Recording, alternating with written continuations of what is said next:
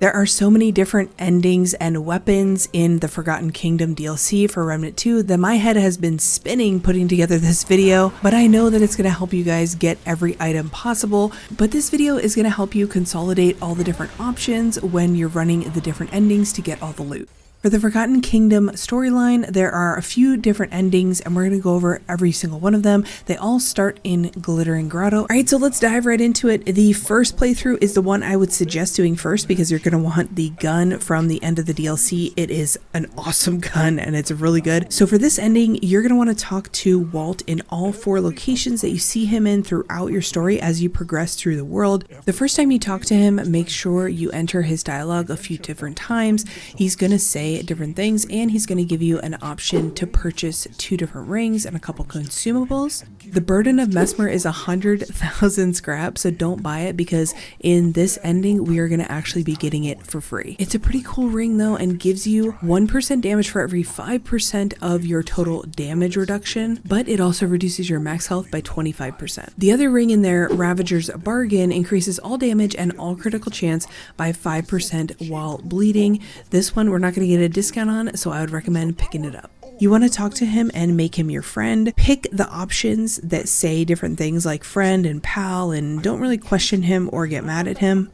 This is going to contribute to another option down the road, so that is just build up for that. Then you're going to get to this part of the story where you're going to lower the statue in the middle of the map.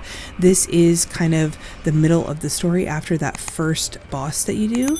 And then you're going to go across the bridge to that second door that I point to there. You can go around and go down the elevator instead of yeeting yourself off. However, you can eat yourself off and sometimes you can live. That is going to take us here to the Bloodless Throne. You're going to cross this invisible bridge here and talk to Lydusa for the first time. This is kind of like her spirit, fractured spirit, something or another.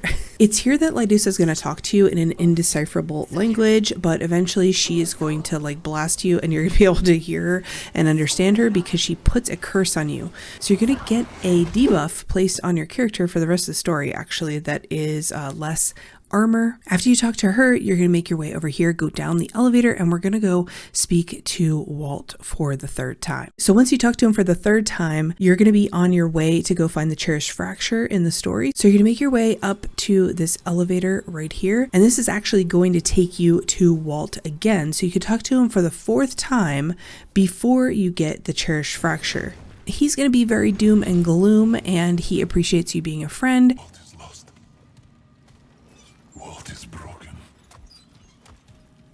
And now you're going to progress further on into the area and open up the statue in the middle. And this is going to allow you to go in and get that cherished fracture. Now, once you get that cherished fracture, there's actually 3 things you can do with this. And this is where you're going to have to make decisions about your story. The first option is to just take it straight back to Lydusa, give her the spirit. It'll actually activate immediately once you get there. So make sure that you want that to be your decision before you get there. And you'll just fight her normally and you'll get the material for the weapon. Eye of Lydusa. If you go back to McCabe, you're going to be able to craft the Monolith, which is an amazing gun. They yet again hit it out of the park with the DLC weapons. I love the eye detail on the side. It's really cool.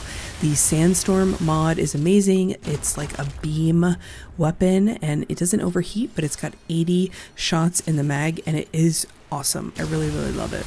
When you're done with that, make sure you go back to Walt because we've been putting in all the effort to become his friend and get him to trust us throughout this entire story. So when you go back to him in that last location, he's going to give you a friends and family discount on the Burden of Mesmer ring. However, you'll see in one of the other options that we can actually get that ring for free, but he's also going to give us the Feathery Binding. This ring increases projectile speed by 15% and decreases weapon charge time by 10%.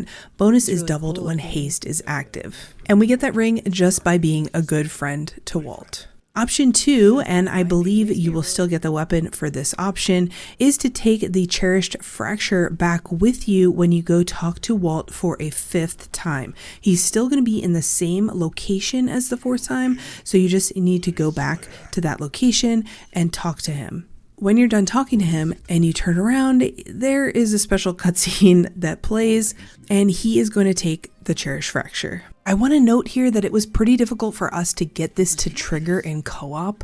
We had to have one person dead, and then half the time it wasn't triggering. However, when I went to solo, the cutscene triggered just fine. So if you're having issues in co-op, then try having the host of the adventure be the one to talk to Walt, and then have the other people be dead while they're doing that to hopefully trigger the cutscene. If that doesn't trigger it, then you're probably going to have to do it as a solo achievement in your own game.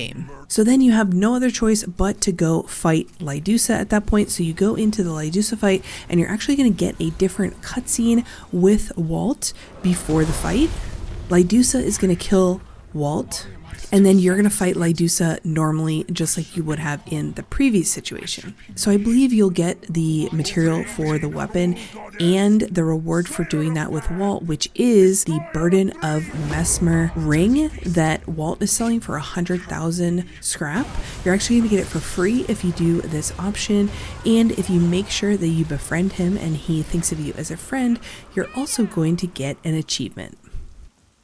And then make sure you come back to the Bloodless Throne after you kill Lydusa to go check for the tear of Lydusa, because that ring's going to be sitting there on the ground. And we found this ring in all options, so you don't have to worry about what you choose. You should be able to go back to this location and grab it. The tear of Lydusa increases healing and lifesteal efficacy by 20%, reduces healing efficacy bonus by 1.5% for each 10% of missing relic capacity.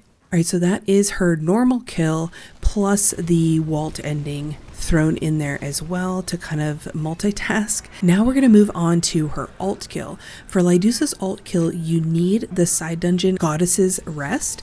It is not guaranteed, and it's a random side dungeon, so you got to make sure you have that in this storyline in order to do her alt kill.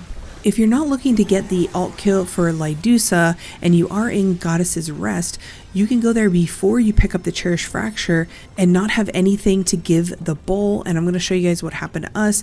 We got the Bloodless Air, which I believe is Thalos, to spawn in as an aberration. And this was before we picked up that purple drop there, which is his crown. And then he gives you a mutator and his ring. And this is how you're going to get Searing Wounds mutator. But if you do have Goddess's Rest and you are looking to do the alt kill for Lydusa, you need to bring the Cherished Fracture material, the quest material, to this dungeon, into this center throne room, and place it in the bowl in front of you. You pieced Lydusa back together. All my shards united again. I am whole. I am me. And that is going to trigger her alt kill and her alt kill cutscene. So she gets a full cutscene for this, and you'll get to see what the alt kill is. After you do that, you're going to get the Blossoming Core. This is the material for the alt kill. If you go back to Ward 13, talk to McCabe, you're going to be able to craft the melee weapon. The melee weapon Mirage has a Cyclone mod, which is super cool. You swing it around above your head and create this sandstorm, which is really fun. If you enjoyed these videos, make sure to hit a like on the video and subscribe if you haven't already, and I'll see you guys in the next one. Bye.